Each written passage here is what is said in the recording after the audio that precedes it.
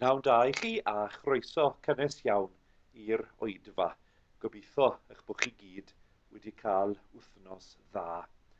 Dyma weddi o'r 8fed ganrif o eiddo alcwyn. Gadewch i ni weddio gyda'n gilydd. O ddiw y goleuni tragwyddol goleia ni, y grym tragwyddol nertha ni, y ddoethineb tragwyddol disg ni, y tosturi tragwyddol trigarha wrthym, a chaniatáu ni a'n holl galon ac a'n holl feddwl, geisio dy wyneb di, a charu dy enw di, trwy Iesu Grist ein harglwydd. Amen.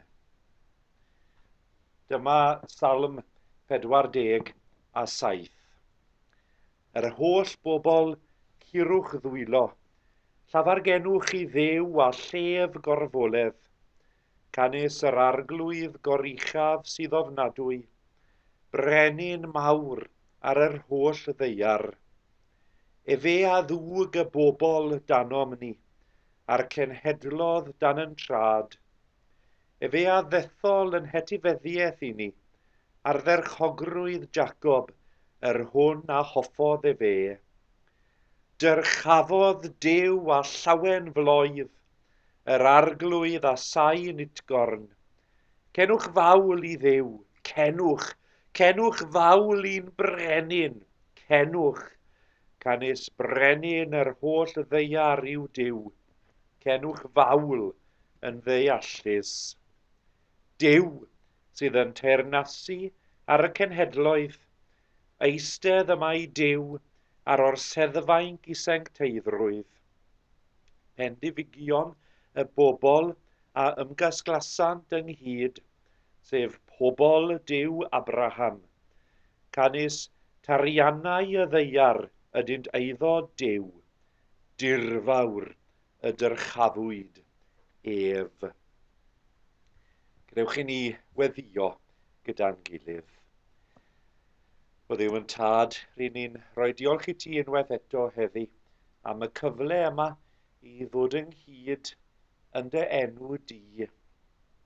Diolch yn bod ni yn medru canu can o'r foledd i ti bob amser. Cynnal ni o Dduw drwy ein hamser gyda'n gilydd nawr. Cynnal ni a boed i ni ddod â'n gofalon oll wrth droed croes Iesu Grist.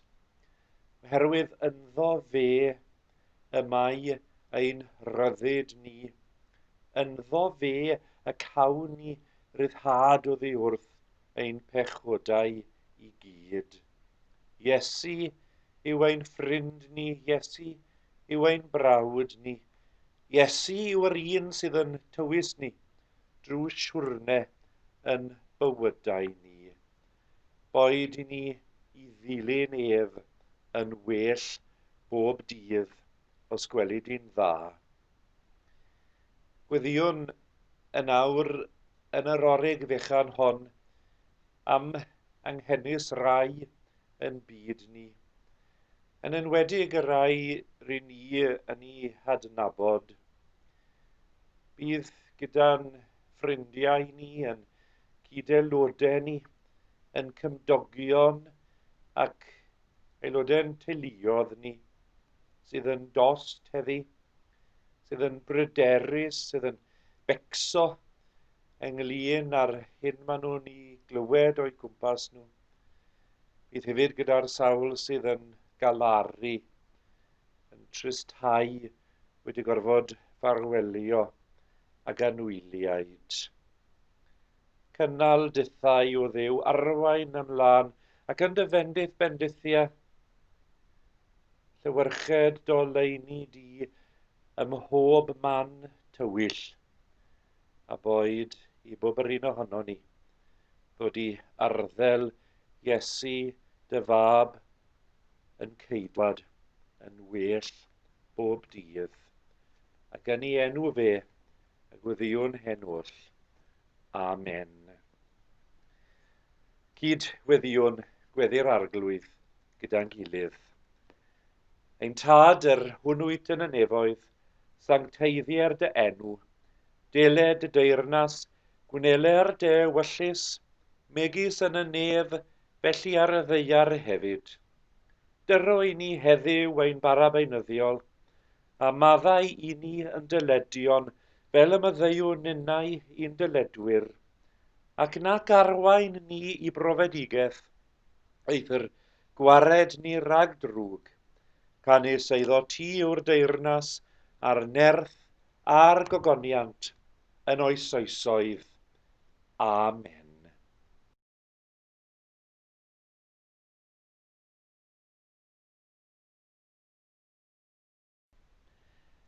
Dameg y tenantiaid yw yn darlleniad ni y prynhawn yma o Efengyl Mathew 21 yn dechrau yn adnod 33, a byddai'n darllen o gyfieithiad Bible.net y prynhawn yma.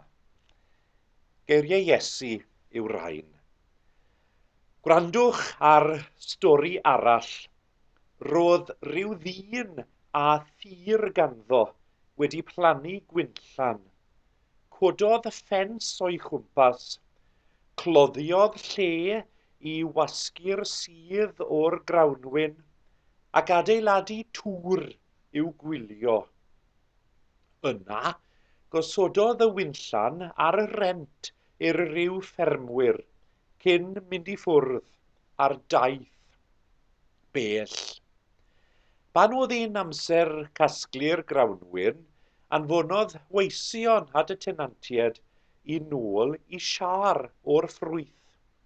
Ond dyma'r tenantiaid yn gafel yn y gweision ac yn ymosod ar un, lladd un arall a llybyddio un arall gyda cherrig. Felly dyma'r dyn yn anfon gweision eraill mwy ohonyn nhw tro 'ma, ond dyma'r tenantiaid yn gwneud yr un peth i'r rheini. Yn y diwedd, dyma'r dyn yn anfon i fab atyn nhw. Byddan nhw'n parchu y mab i, meddai. Ond pan welodd y tenantiaid y mab, dyma nhw'n dweud wrth ei gilydd, hwn sy'n mynd i etifeddu'r wynllan. Os lladdwn ni hwn, mi gawn ni'r wynllan. Felly dyma nhw'n gafel ynddo fe, a'i daflu mas o'r wynllan a'i ladd. Felly, beth bydd y dyn bua'r wynllan yn ei wneud i'r tenantiaid pan ddaw nôl? Dyma nhw'n ateb, bydd yn lladd y cnafon dy rwg.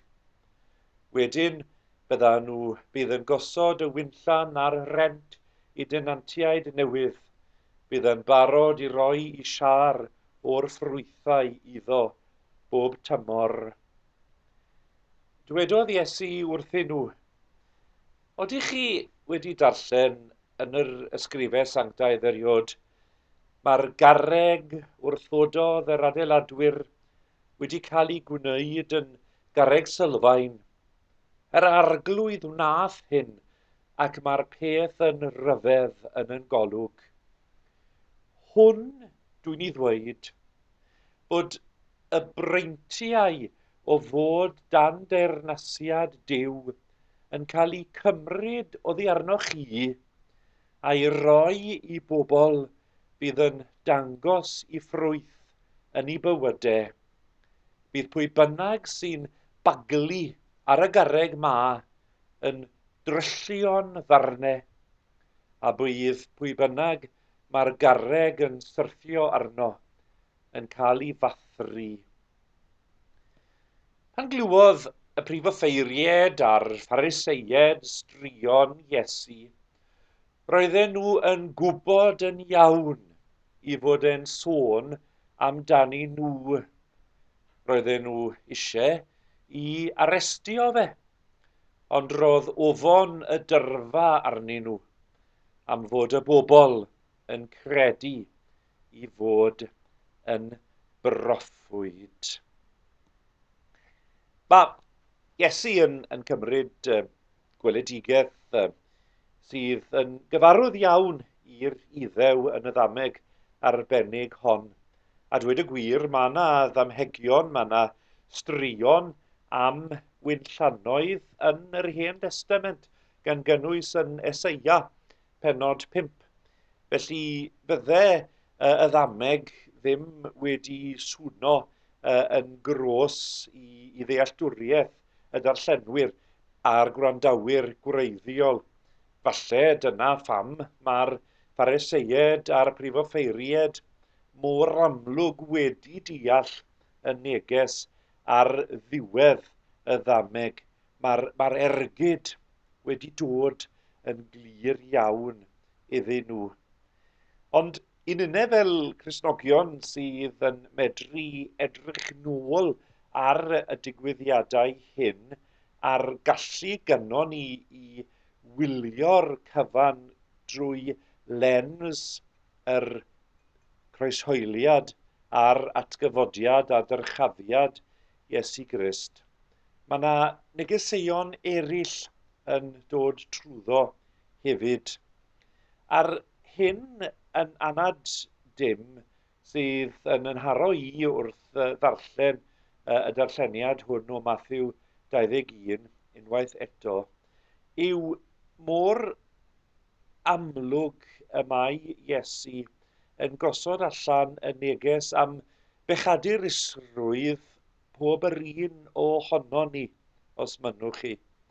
Bod Duw wedi yn gadael ninnau a gofal y wynllan berffaith hon, y byd perffaith hwn y mae ef wedi ei greu. Ond yn bod ni fel dynion a gwragedd o dipyn i beth wedi credu taw yn hawl ni sydd i wneud beth bynnag ymuno ni a holl eiddo'r ddeiar, gan gynnwys wfftio pob neges a ddaw oddi wrth Dduw ynglyn â gofalu am y wynllan lles pawb ar yn deiar ni. Wrth gwrs, mae'r pechadurusrwydd hwnnw yn mestyn cyhyd, yn bod ni yn bywydau yn parhau i bechu, yn parhau i feddwl neu i ddweud pethau sydd yn awgrymu nad i ni hyd yn oed yn cymryd rhyw lawer o sylw yn y mab anfonodd Duw i'n hachub ni. Mae na her yma i ninnau yn Mathew 21. Odi ni yn wir yn fodlon edrych ar ôl y wynllan deg hon a'i rannu gyda phawb o'n cwmpas ni. Odi ni yn wir yn fodlon gofalu am y ddiar a sicrhau fod popeth gwnawn ni lles y wynllan. Mae yna fodd i edrych ar y neges wrth gwrs i ninnau yn ysbrydol yn ogystal â gofal yn llythrenol am y deiar o'n cwmpas ni. Oedden ni yn cymryd yn cyfrifoldebau yn y ffydd o ddifri. Oedden ni yn fodlon bod yn ifydd i bob gair a ddaw o enau Duw yn Iesu Grist ei hun. Boed i Dduw barhau i'n nerthu ni yn bywydau o ddydd i ddydd, yn enwedig yn y cyfnod hwn o ansicrwydd pan rydyn ni'n gweld y cyfyngiadau Covid yn cael ei hail osod arno ni ac yn gorfod gwneud pethau sydd yn anarferol i ni, fel gwisgo mygydau yn bywydau bob dydd.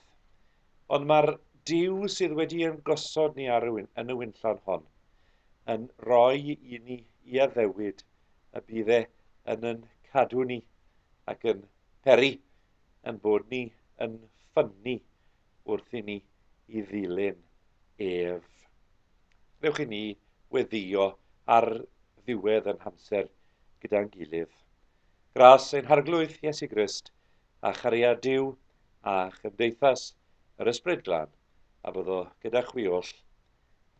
Amen.